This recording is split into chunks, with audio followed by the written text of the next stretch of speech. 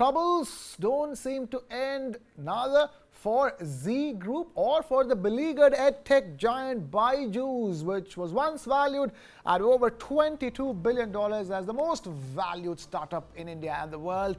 And India's most valued and loved startup is now looking to raise around $100 million at a valuation of just $2 billion.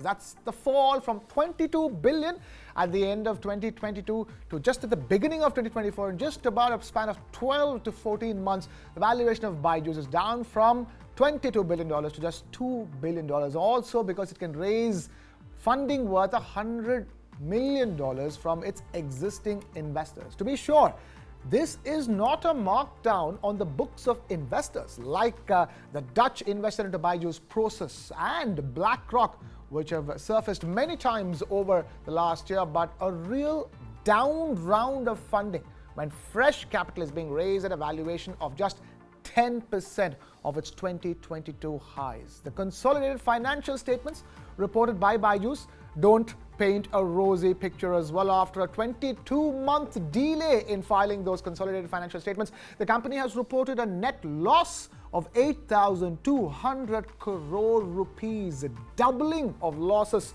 from the previous year, while revenues have also doubled in the same period. But losses at twice the size of cumulative revenues is a huge red flag for a company whose path to profitability continues to remain extremely elusive. Kartik, again, I mean, if we thought troubles don't end for Z once the deal fell off, trouble just don't seem to end for BYJU'S. And as we're talking about, from $22 to $2 billion is a fall. But then again, this is not about investors marking down its value. But what is really concerning is the latest in terms of its consolidated financial statements, which it took its own sweet time. It took 2 years to release the consolidated financial statements.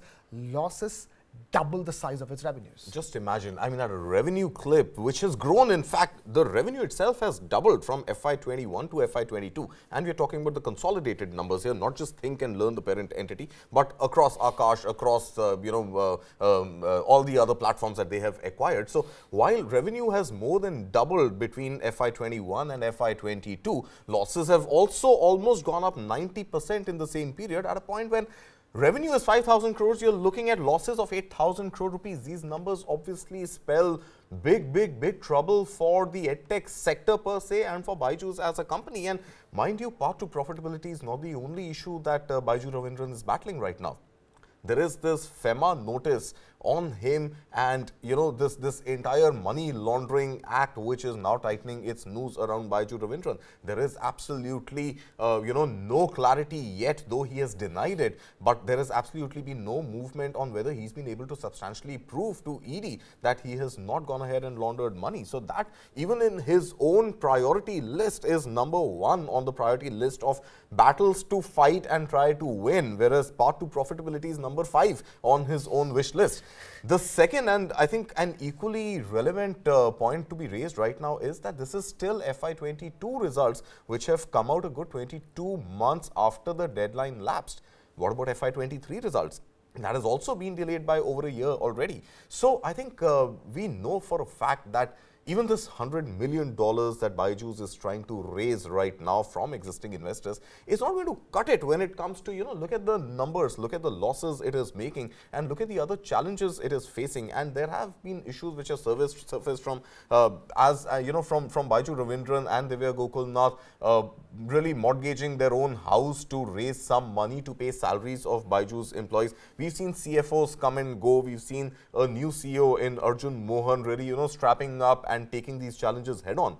But I think the broader problem still lies in the fact that is the business sustainable? Yep. And should it be allowed to continue to burn the money of investors and while away time, bidding really, time right now to find some sort of an exit or some sort of a solution? Right. I think it's about time that the board comes together and says, okay, Baiju Ravindran, we let go of you. Thank you very much. You've built something which was worth $22 billion, but we take it on from here, and you're no longer serving in the best interest of the company, and perhaps you have not served in the best interest of shareholders for the last 2 years at least. A business that once was termed to be a $22 billion business, and today, according to the latest, this down round of funding means that it's valued at $2 billion, but then they actually say it's about $1 billion right now.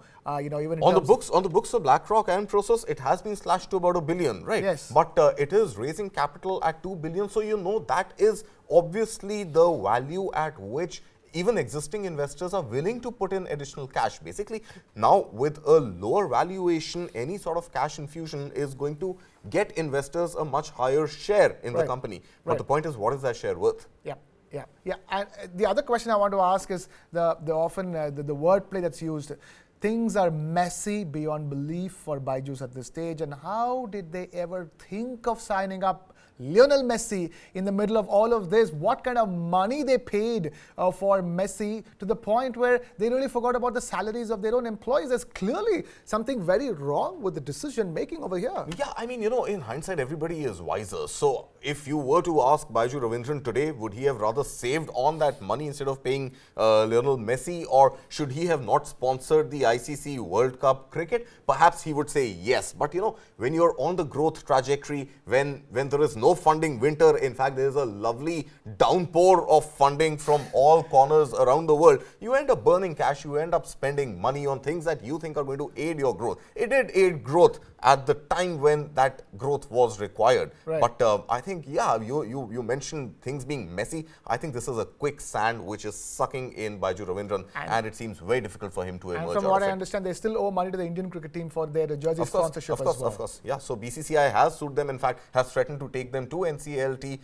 and initiate insolvency proceedings. They are trying to work it out outside of the courts. All right. Troubles are not going to end anytime soon, ladies and gentlemen. We'll keep you abreast with the latest as far as BYJU's is concerned.